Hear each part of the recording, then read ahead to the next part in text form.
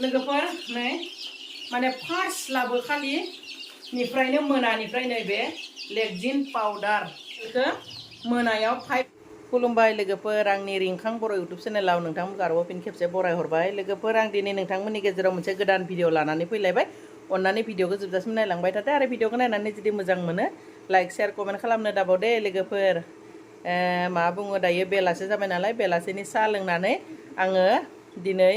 दाउफोरखौ माने last vaccine होगोन आरो थार्ड भेक्सिनखौ दिनै आंनि दाउ फिसाया 21 दिन जाबाय 21 दिन जानायनि भेक्सिन होगोन लोगोफोर थ' आं साहा लोंना लाग्रोनोसै बिनि उनाव भेक्सिन होगोन थ' भिडिअखौ नायलांबाय थाबानो जाबाय बेलासिनि साहा लोंना लाग्रोनोसै लोगोफोर नै जोंहा साथाम आरो स्पेसियलिस्ट कमला थाखायो जोंना एलाय बिथिं दङ नै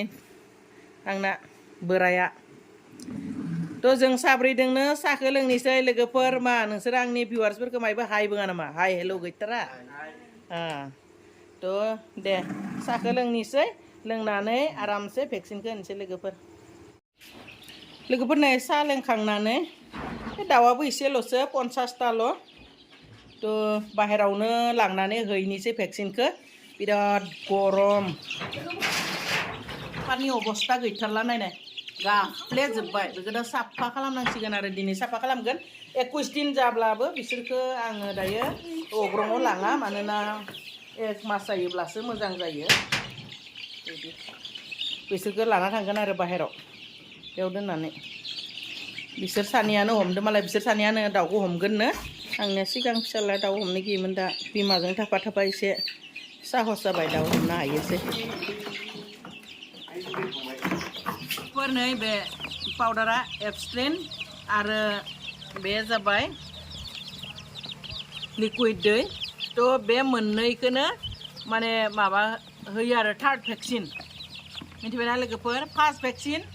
आरो थार्ड भेक्सिनजों एके आरो सेकेन्ड भेक्सिना बेलेग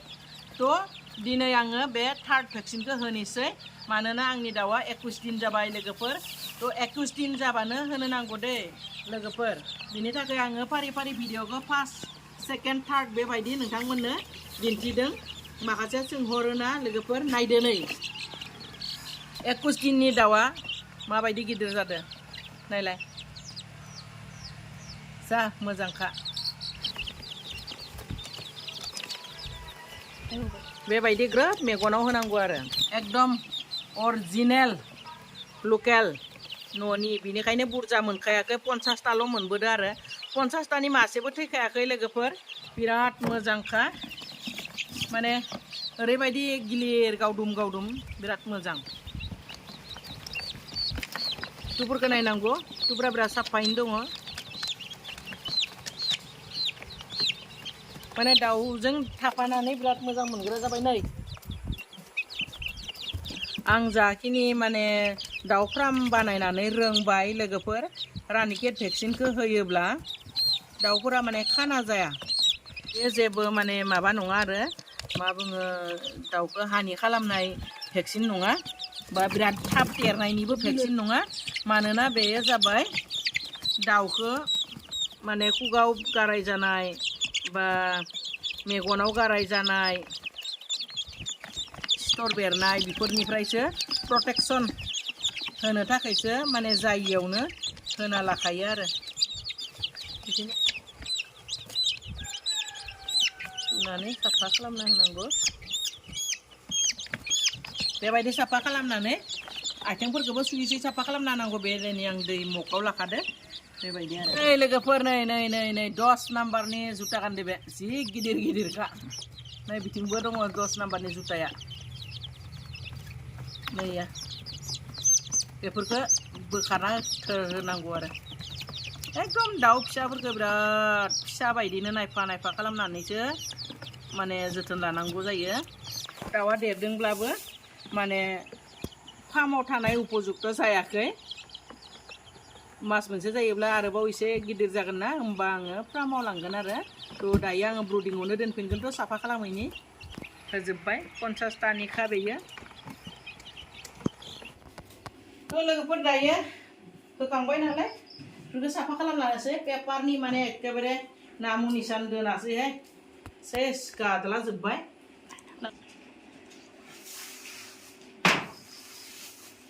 सा सानिखौ एसे सिबगोन आरो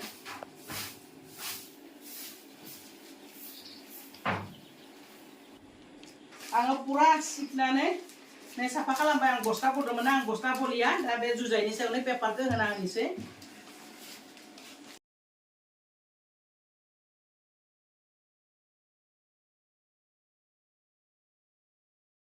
आराम नै बिसना बायदि बनानै लाबाय लोगोफोर बिराद आराम बबाय दायो नै आं दोननोसै बिसोर बिराद गरम मोनबाय थोनो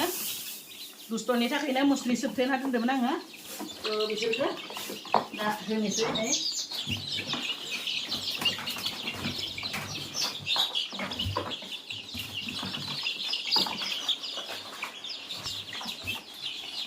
दहाय साफा खालामनायाव कारेन्टखौ गाहायाव बोख्लायना दोनथ'दोंमोन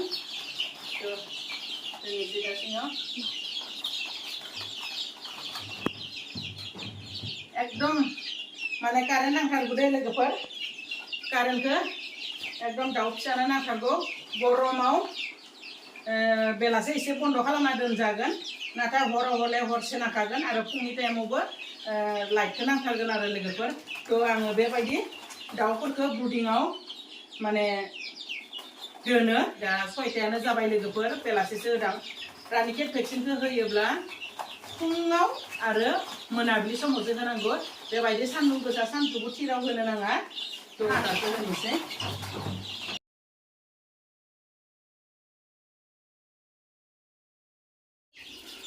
लोगोफोर नै माने फार्स्ट लाबो खालिनिफ्रायनो मोनानिफ्राय नैबे लेक्जिन पाउडार बेखौ सानाव होयो दे लोगोफोर बे लेक्जिन पाउडारखौ दुंबुर दैयाव खेबखांगासे होनांगौ 50टायाव 80आव बे 80 थाइथामजों जा खेबखांनानै उथियो बेखिनिखौ होयो आरो बेखौ 50टा दाउआव बेनिफ्राय बे भिमारेलखौ मोनायाव 5 ml होयो आङो लोगोफोर पुरा मास मोनसे होगोन आरो बेखौ डेलि मानोना बिसोरो बिमा गैया नालाय थ' माने मा बुङो बेमार जानायनिबो चान्स थानो हागौ बा दुर्बल जायो बिनि थाखाय बे भिमारेलखौ होनाय जायो आरो बे भिमारेलखौ ग्रथनि थाखायबो होनाय जायो आरो मा बुङो बेराम आजारनिफ्राय रैखा मोनो आरो बेबो लोमजानायनिफ्राय रैखा मोनो मथथे बे मोननैजों माने दाउनि देहाखौ बे मोननै मुलियानो स्ट्रं लाखियो आरो लोगोफोर बिनि अनगा बेलेग जेबो होआ आं बेखिनिखौनो होयो बे मास मोनसेखौ बिसोरखौ बेखिनिखौनो होगोन आरो मानोना बे मोननै माने मुलियानो दाउफोरखौ लोमजानायनिफ्राय बा बेराम जानायनिफ्राय बारग'होयो स्ट्रं लाखियो बे मोननैखौ होयो बिनिफ्राय आरो रानिखेतखौ 7 दिनाव 14 दिनाव आरो 2 दिनै 21 दिननि होबाय थ' लास्ट भेक्सिन बियो थ' बेखिनिखौनो होयो आरो लोगोफोर दा आङो बेखौ मोनानि होसिगोन आरो बे भिमारेलखौ 50टा दाउनि थाखाय आङो बेखौ 5 ml खौनो होयो आं लोगोफोर ओरैनो 3 ml फोर होबाबो जायो खिन्थु आं 5 ml होयो नै 15 मिनिट एसे बारासो जाबाय लोगोफोर दैखौ होनोसै